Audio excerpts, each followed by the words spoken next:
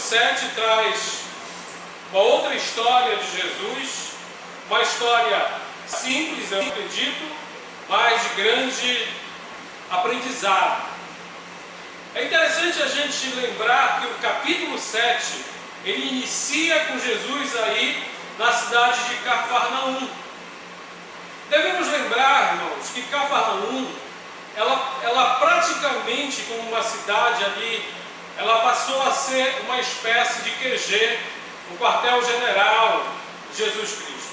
Se você ler lá em Lucas, capítulo 4, versículo 29, você vai ver que Jesus foi criado em Nazaré, por isso Jesus de Nazaré, mas os habitantes daquela terra, daquela cidade, praticamente o expulsaram daquela cidade.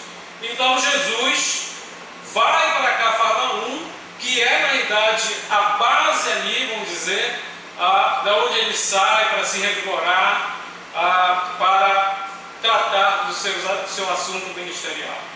Então Jesus no capítulo 7 está em Cafarnaum, mas de Cafarnaum ele vai para uma outra cidade.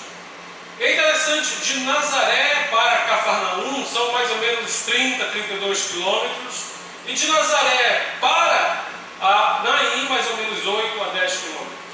Então Jesus, para sair de Cafarnaum e ir até Naim, vai gastar mais ou menos 40 quilômetros. E o texto, então, ele vai falando, vai trazendo esses fatos para nós. Qual era a cidade de Naim? Se a cidade de Naim não fosse registrada por Lucas, jamais nós iríamos saber. Porque Naim era uma cidade pequena, uma aldeia pequena. A nova Naim existe, mas existe a velha Naim.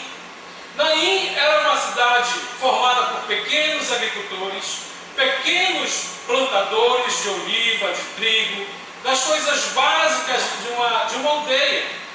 E nas encostas da sua montanha plantavam ali as olivas, os figos. E interessante, o relevo dessa cidade, ela estava localizada ali na montanha. Abaixo dela você via aquilo que é o Vale do Jeel, ou a planície de Jeel. Devemos lembrar que a cidade também de Sumém, onde viveu a Sulamita, é perto de Naim. Então, essa cidade ela se situa numa montanha, ou num grande relevo. Jesus, como nós dissemos, estava em Cafarnaum e se dirigiu para aquela cidade. E lembrar sempre que Jesus ele vai estar em vários momentos em cidades diferentes, com pessoas diferentes, e justamente nessa noite ele vai estar nessa cidade e vai tratar de um assunto que ele teria que tratar. Veja bem que Jesus Cristo, ele vai, ninguém convida, não há ninguém narrado no texto bíblico que leve um pedido para Jesus estar naquela cidade. Ele decidiu sair de Cafarnaum e ir a Naim. E é interessante que, como nós lemos, o principal assunto que está envolvido aí no início dessa passagem é a morte de um rapaz, o filho da viúva.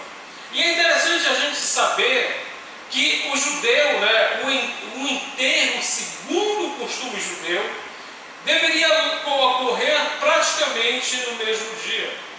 Uma pessoa morta, ela deveria ser enterrada ainda nas primeiras horas ou até o final daquele dia. Primeiro por causa do clima, um clima quente, e as pessoas daquela tradição entendem que você custar a enterrar o seu morto é um desrespeito para com o morto. E isso era do costume dele. O outro costume era também não enterrá-los próximos à cidade, geralmente fora da cidade. E aqui o relevo deve ser levado em conta. A cidade ficava no alto e as pessoas eram enterradas praticamente numa ladeira abaixo. E eram enterradas em cavernas. Nessas cavernas eram esculpidos, né, os abrigos dos mortos e eram colocadas como se fossem prateleiras. Então as pessoas iam morrendo, iam sendo colocadas lá, e quando passava o tempo, às vezes as famílias recolhiam os ossos e colocavam lá no ossuário. Talvez esse costume hebraico venha lá dos próprios patriarcas, assim como Jacó, Isaac, Sara foram enterrados em cavernas. Existem duas exceções que os judeus admitem para não enterrar no mesmo dia. Primeiro, se você morrer no dia do perdão, que é chamado de Yom Kippur. Segundo, se você morrer na sexta-feira à noite, é o início do sábado. Então, em cada caso, é realizado, né, de forma diferente. Se a pessoa morrer no dia do Yom Kippur, o enterro é feito no dia seguinte. Se morrer no sábado, logo após o sábado, logo após as 6 horas da noite do próprio sábado. Então, todas essas peculiaridades, elas estão dentro do costume judaico. Além disso, há uma preparação do corpo. Quando uma pessoa morre, é chamado um grupo de pessoas que vão cuidar desse sepultamento. Então, esse grupo de pessoas vai preparar o corpo. E é interessante que o corpo, ao ser preparado, ele é preparado de uma forma, o que? São cobertos a cabeça, são coberto o corpo, coberto as mãos e os pés. Usam uma espécie de mortalha, uma espécie, ou lençol, como não se tem, você não tem a mortalha. Então é interessante a gente também pensar que para o judeu, ele entende que a morte, ela é um processo, assim que nesse processo a alma está ligada a esse corpo. E é necessário então a alma se desapegar desse corpo. E eles entendem que por isso a cremação, ela não deve ser utilizada. Então, geralmente, os judeus que seguem os seus costumes, não têm o costume de cremar os seus corpos. Além disso, como falei, tem um grupo que cuida dessa pessoa. Um grupo que eles entendem que quando a pessoa morre, a pessoa tem que também ser purificada. Eles fazem uma espécie de purificação desse corpo. E essas pessoas que morrem, os seus familiares não mais podem ver. Então, o nosso costume cristão ou da sociedade de ver o morto, na sociedade judaica você não vai ver isso. Eles seguem também um costume de colocar pedras, 2 pedras, uma pedra em cada olho, uma pedra na boca, para que a pessoa que morreu, não, em tese, como diz Creio, não questione a sua própria morte. Além disso, os pais rasgam as suas vestes do lado do coração. As esposas e os filhos rasgam as suas vestes do lado esquerdo. Passado um tempo, essas vestes são costuradas para demonstrar, para simbolizar que apesar daquelas pessoas terem ido e estar sendo costurado, ainda a dor da separação permanece. Então há um certo cuidado, há um comitê que cuida dessa prática. Então tudo isso é interessante a gente pensar que o morto, ele estava realmente morto. Então a pessoa que está andando ali, a pessoa que está sendo conduzida, a pessoa que está sendo conduzida realmente estava morta. Porque existem algumas pessoas que às vezes duvidam disso. E é interessante também que o judeu ele acredita que na decomposição total daquele corpo, todos os outros ossos podem ser decompostos. Mas existe um osso chamado osso luz, que nessa tradição judaica, eles entendem que a partir desse osso luz, Deus fará eles ressurgirem, ou ressurgirem a partir desse osso na era messiânica. Então, tudo isso, né? Tudo isto simboliza o cuidado que eles têm com o enterro, né? com o velório, com o cortejo. E interessante a aclamação voltando, ele diz, olha, quando você empresta um corpo, um livro, você não devolve ele queimado. Então, se o corpo ele foi emprestado por Deus, você não deve. Então, no rito deles, eles não devem, então, queimar. Seguindo o rito, eles dizem o seguinte, que todos estão iguais diante de Deus. Então, eles são cobertos com roupas simples, né, como nós falamos, e a pessoa mais simples que vai ser enterrada, pelo menos tem que ter 2 flautas e uma carpideira para lamentar. Então, tudo isso é uma tradição. O esquife ou o caixão, basicamente, é parecido com uma maca nos nossos tempos. Então, as pessoas eram colocadas e eram conduzidas até o cemitério. E é interessante a gente entender que isso é da cultura judaica, né? E que é uma cultura rica. Mas nessa noite, o texto bíblico aqui nos convida a pensarmos neste milagre.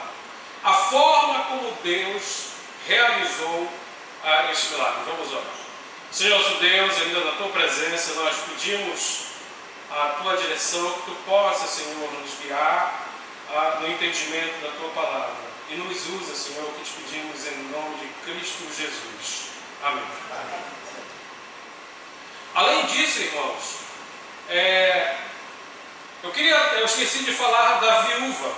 A viúva geralmente é uma pessoa, né, que perdeu o marido e ela deve ser amparada por alguém. Geralmente os seus parentes. Mas o autor aqui é Lucas. Ele dá uma qualificação nessa viúva. Ele não diz qualquer viúva, ele diz uma viúva pobre. Quando ele diz uma viúva pobre, significa dizer que esta mulher não tem um amparo, não tem parentes. Lembre lá que a terra em Israel, ela sempre foi dividida entre as tribos. E quem herdava a terra eram os homens. Para que uma terra não passasse para outra. Você lembra lá a questão da história da família de Noemi, né? Então, isso era interessante. Aqui é uma viúva pobre. Uma outra coisa, então, que Lucas nos diz, é que é o numeral. Que esse filho era o filho, tinha um filho, define. Lucas ele vai definir várias vezes a questão do Jairo, a questão lá do endemoniado. Esse é importante aí também. Ok? Lá, vamos pegar o 7:22, para outra passagem igual. Ele diz o seguinte, Jesus falando, né? Jesus respondeu, ide anunciar a João o que viste e ouviste. Os cegos veem, os coxos andam, os leprosos são purificados, os surdos ouvem, os mortos são ressuscitados. Repare-se bem, eu acredito que há muito mais mortos ressuscitados por Jesus do que é registrado. No registro bíblico nós temos quantas pessoas ressuscitadas no Evangelho? Nos 4 Evangelhos? 3. 2 estão em Lucas, né? E uma está em João capítulo 11, que é Lázaro. Então você tem 3 pessoas que estão registradas aqui na Bíblia. Existem outras, né? Paulo lá com Eutio, lá no Velho Testamento, mas no ministério de Jesus, essas três. E é interessante a gente pensar também assim. Esse aqui estava no cortejo.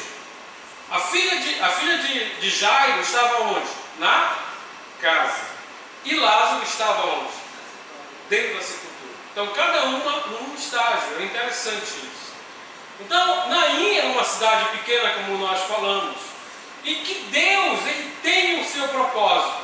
Ele vai resolver as questões, a sua graça, da maneira que Ele quer.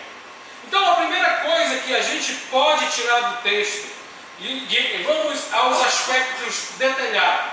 Como nós dissemos, podem existir críticos, mesmo naqueles dias que acompanhavam Jesus, mas não podem negar que o texto, aí Lucas falando, pessoa pesquisadora, pessoa que levantou, guiada por Deus, que o milagre existiu. Que o milagre foi um fato realizado pelo nosso Senhor. Veja aqui os detalhes vão aparecendo no texto e são dados da passagem que permite nós concluirmos que aquele milagre existiu. Primeiro que é um milagre que foi atestado. E quem atesta esse milagre? Veja bem, o texto nos diz que Jesus veio no início do capítulo 7, da onde? De Cafarnaum. Vem só ou não? Não. Ele veio com quem? Mais gente. Quem mais? Numerosa multidão. Então, eu tenho uma multidão se dirigindo ou acompanhando Jesus em direção aonde ele ia. Existe uma outra multidão. Qual é a outra multidão que existe? A do cortejo. É interessante a gente levantar a multidão também do cortejo. Não era qualquer cortejo que estava acontecendo naquela cidade. Aldeia pequena, cidade pequena. Quem era aquelas pessoas que estavam lá?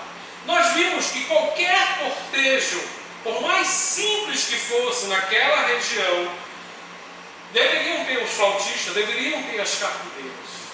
E era costume no Oriente, aonde o cortejo passasse, fosse incorporando mais gente a esse cortejo, que era um sinônimo de respeito. Mas existe um detalhe que pode ter aumentado a quantidade de pessoas. De quem era esse enterro? Veja, vamos lá. Jesus Cristo, no dia seguinte veio, multidão seguiu. O povo estava com Jesus. Agora você tem um segundo detalhe, uma outra multidão. Quem era essa multidão? Formada por pessoas, talvez aí as pessoas planteando, tocando, pessoas se juntando, mas existia um fato que a gente não pode tirar. Uma viúva perdeu o seu único filho. Era uma questão de empatia. As pessoas entendiam naquela época que tragédia assim era uma coisa muito grave. Provavelmente muitas pessoas estavam acompanhando aquele cortejo pela situação daquela viúva. Ela, pela segunda vez, estava lidando com a morte. E a situação dela era uma situação realmente desesperadora. Não só do ponto de vista econômico, pensar como ela ia ser amparada, mas pensar que ela era pobre e dependia do seu filho, mas pensar que estava ali sendo rompido um laço de amor. Só quem enterra o único filho sabe a dor que é. Então havia aí uma multidão que acompanhava esta mulher. Geralmente Geralmente, naquela época, a pessoa ia à frente e o cortejo ia acompanhando aquele a que estava enlutado. E é interessante que a multidão seguia o funeral. Repare o seguinte, um outro detalhe. Nós falamos que a cidade de Naim, ela se localizava aonde? Vocês lembram? A planície ou em cima, na montanha. Lembra? Então, aquela multidão, ela vinha descendo a montanha para enterrar o seu morto. E Jesus vinha de onde? Vinha, né, aqui como se fosse subindo para aquela cidade. É interessante. Tá? Imagine a visão. Hoje em dia, os únicos remanescentes da Naim antiga são justamente essas sepulturas, né? Essas sepulturas talhadas aí na cidade. Então o caminho, irmãos, é interessante. A multidão seguia ali o caminho, né? Um caminho de descendência, vão descendo ali, e aquela procissão fúnebre. A cidade talvez estivesse chorando a sua dor, a dor de uma mulher que perdeu o marido e agora perde o seu único filho. É uma dor que passava naquele momento por aquela mulher. A Bíblia nos diz aí, falava também, né, que uma grande multidão estava com ela. E é interessante que a narrativa bíblica, né, diz que essas duas multidões se encontram. A multidão que seguia Jesus Cristo, aquelas pessoas, e a multidão que acompanhava aquele enterro. Os dois grupos, então, de repente descrevem aquilo que é o curso natural da humanidade. Uns escolhem a vida porque estão seguindo ou querem seguir Jesus Cristo, mas outros podem estar desamparados e presos aos seus pecados, e esse é um caminho de morte que levam a uma separação eterna. E é maravilhoso a gente saber que nós temos um Deus poderoso, que nós temos um Deus que não só nos acompanha, mas enxerga as nossas fraquezas. Ele é um Deus que está aqui para alterar o curso de muitas vidas. Jesus é aquele que vai estar sempre no lugar certo. Jesus é aquele que no momento certo vai colher, vai enxugar as nossas lágrimas. Eu tenho um Deus que me conhece, eu tenho um Deus que conhece as minhas fraquezas. Deus conhece as nossas fraquezas. Deus nos conhece e se compadece daquilo que nós somos. Nós somos fracos, somos pessoas errantes, mas Deus é o Deus que intervém. É um Deus que altera o curso da história. É um Deus que estende a mão porque Ele ama essa humanidade. E veja bem, nós dependemos a cada momento da misericórdia do Senhor. E as suas misericórdias são grandes. E essa misericórdia se estende até aquelas que não pedem. Essa mulher não foi lá, não tocou, não pediu, não gritou, não mandou mensageiro, mas Jesus estava onde deveria estar. Estava lá. E Cristo vai então, olhando aí no versículo 13, para esta cena de sofrimento, de caminhada difícil para quem vai enterrar um ente. Mas Jesus Cristo estende a sua misericórdia, vê e altera aquele desespero. Veja que é interessante que é uma cena de sofrimento, e de sofrimento de uma mãe. Nós que somos pais, entendemos o que é amor. Mas a mãe, ela entende numa dinâmica, numa proporção que nós, homens, não entendemos. Deus se compara com o amor de mãe. E essa mãe, o sofrimento que essa mãe carregava, estava ali. Deus estava ali. Deus estava ali.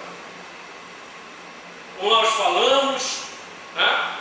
Geralmente naquela época, a cama, o caixão daquela época, era colocado numa espécie de maca, vamos pensar assim, e 4 pessoas ou mais colocavam nos ombros dos seus amigos e iam andando, né? Isso envolvia planto. E é interessante que na cultura oriental há um grande choro. Então, possivelmente, essa senhora, essa mãe, tomada por tristeza, poderia estar gritando e chorando, que era uma coisa comum ali no Oriente. O gemido, gritos, mas Jesus estava ali. O príncipe da vida tinha encontrado aquela procissão. E é interessante a gente dizer que Cristo não só traz misericórdia, mas oferece graça. E é isso que nós enxergamos no texto. Jesus vai, né, se aproxima, vendo, o Senhor se compadece dela e lhe traz uma mensagem de graça. Uma cena de graça, de força. Não chores. Eu acho que a voz de Jesus Cristo é uma voz, né, que tem quando ele falava, eu acho que é aquilo que acalmava, trazia realmente algo diferente para aqueles que estavam ouvindo, aqueles que queriam ouvir as pessoas. Imagine você que Jesus sempre vem especialmente para você. Jesus vem, né? Jesus sempre está presente ali para você. Então, você tem um encontro. Talvez ali tivessem alguns, né, pessoas não mente. Jesus chega com uma força para aquela mãe, com palavras diferentes, talvez, naquele momento. Diz: olha, não chore. Talvez isso fosse muito forte naquele momento. Altera todo o curso por causa dessa compaixão. A abordagem de Jesus é totalmente diferente e remove a causa ali daquilo que está acontecendo. Sabe, é importante a gente às vezes não perder a atenção que Jesus sabe a sua dor e Jesus sente a sua dor. Jesus em todos os momentos sabe da sua dor, sabe? E ele se compadece, ele entende e ele sente, porque nós temos um Deus que se compadece. Hebreus 4:15 nos diz isso. Sofre que nós sofremos. E por causa dessa compaixão, ele vê as nossas lutas, ele sabe quem está lutando, como está lutando, sabe as lutas que nós sofremos, temos no dia a dia. Ele entende, como nós falamos, as nossas fraquezas, mas Jesus nos resgata do nosso desespero. Ele está ali para nos resgatar do nosso desespero. Jesus nos mostra compaixão graça, ternura, que é um Deus, homem, quem sabe, que conhece você. Então, olhe a obra milagrosa do Senhor Jesus. Jesus, então, ele toca o esquife, toca aquele caixão, aquela espécie de máquina. E o que é que acontece?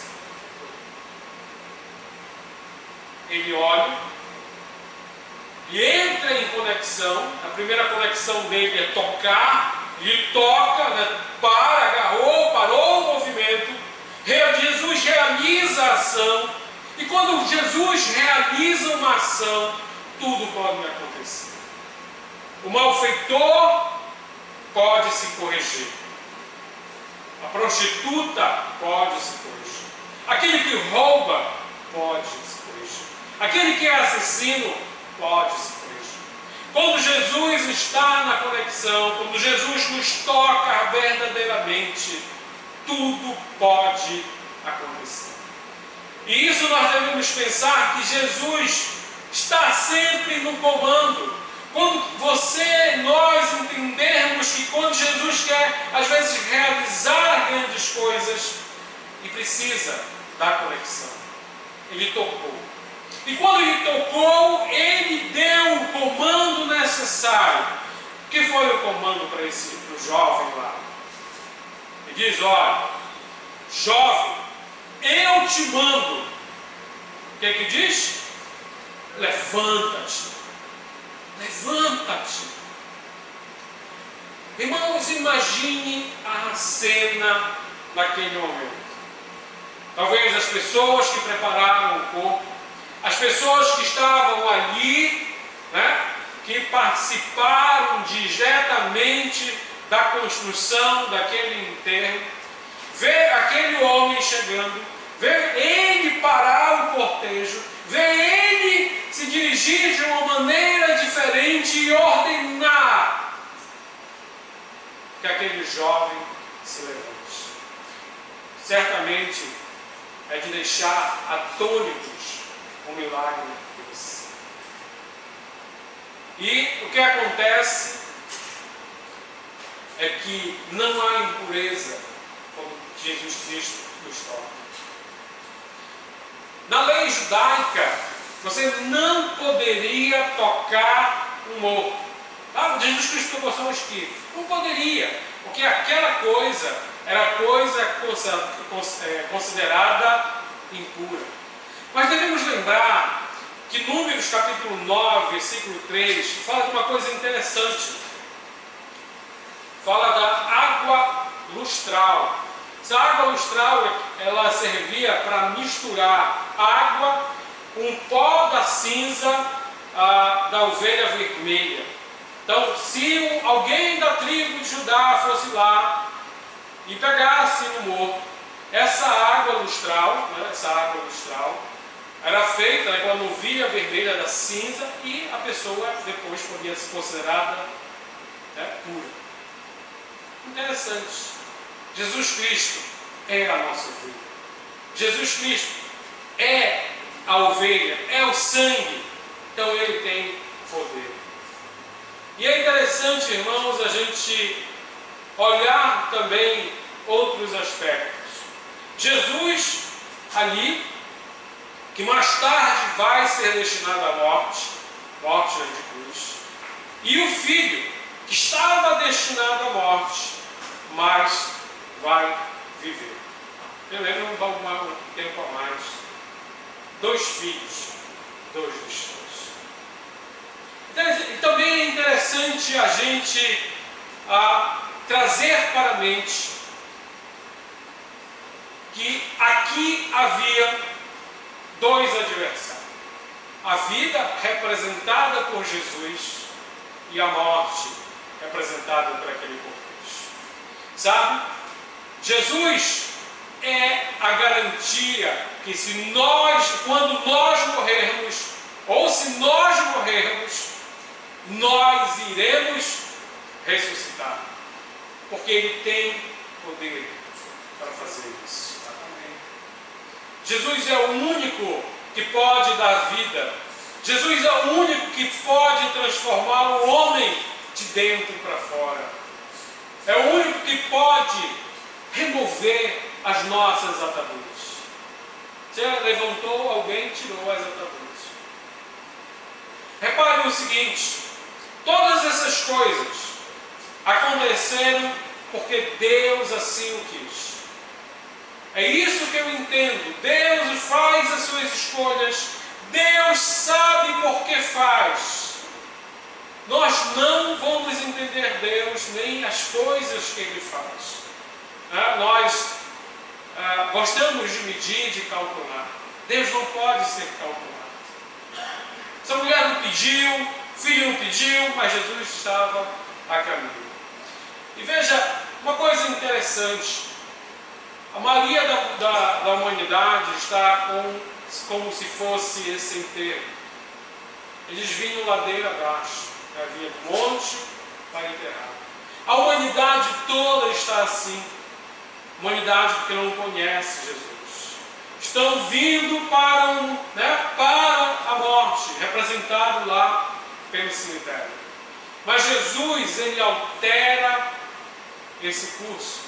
Jesus altera e pode dar vida. Ele alterou, Ele é a esperança, Ele é a alegria, Ele é a restituição daquilo que havia sido perdido.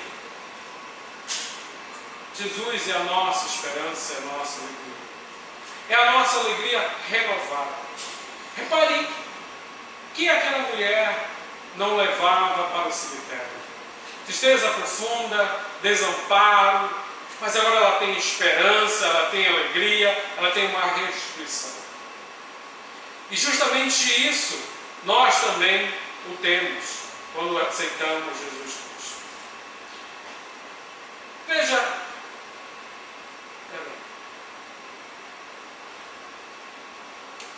uma outra coisa que o texto nos traz: toda vez que Cristo usa você, usa de maneira apropriada, há uma consequência. Você quer uma vida torta, Jesus desentortou. Você que estava longe, Jesus aproximou, trocou, te deu uma nova visão. Todas essas coisas Deus faz e tem consequência para o bem. Veja o que aconteceu ali em Naim. Naim, uma cidade que nenhum de nós talvez lembrássemos se não fosse por esse fato. Nos mostra que Jesus está nos lugares menores, cuida das pessoas menores, do pobre ao rico. E aqui há uma consequência daquilo que foi realizado. Primeiramente, você olha aí, que o jovem sentou, que estivera morto, passou a falar, e Jesus restituiu a sua mãe. E como consequência de tudo aquilo, todos ficaram possuídos de quê? Temor, profunda reverência. Entenderam que aquilo que foi realizado veio de Deus. Alguém tinha um poder de ressuscitar mortos. Estava atestado. Esse medo, essa reverência, melhor dizendo, eles passaram a glorificar Deus, dizendo: olha, Deus visitou o seu povo. É parecido lá, acho que com Noemi, Ele fala assim: olha, Deus visitou o seu povo, Deus visitou o seu povo. Houve um sentimento de admiração por toda aquela região. Uma pessoa morta foi restaurada ou restituída. Há um emblema, há um poder de Cristo para vivificar. E isto nos fala, não é impossível em Deus. A notícia se espalhou, houve propagação e o testemunho, esse testemunho aqui, depois vai chegar a João. E onde é que João estava? Preso. Se não me engano, estava preso. No 18, 22, né? João envia os seus mensageiros, e aquilo que nós lemos, Jesus manda a resposta: ide, anunciai a João que viste e ouviste. Os cegos veem, os coxos andam, os leprosos são purificados, os surdos ouvem, os mortos são ressuscitados, os pobres anuncia-se no Evangelho. Judas, né? Jesus dá o seu próprio testemunho. Essas notícias vivificaram aí, acho que o próprio João. O que fica para nós nessa noite? A morte é uma realidade da vida. Morte física.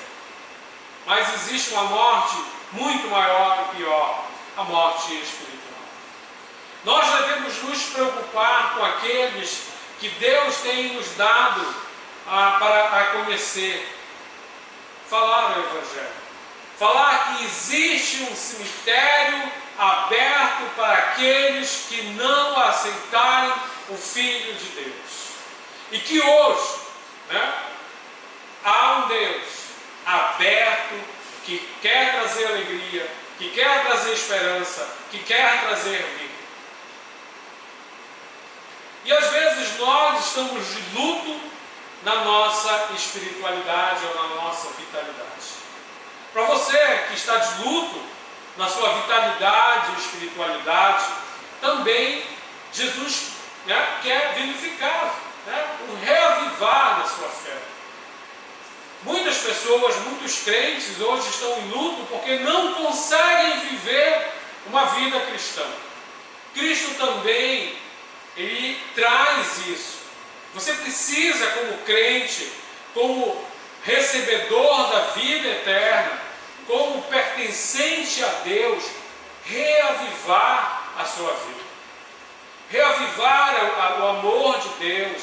Reavivar ali como você era no início, o seu relacionamento com Deus.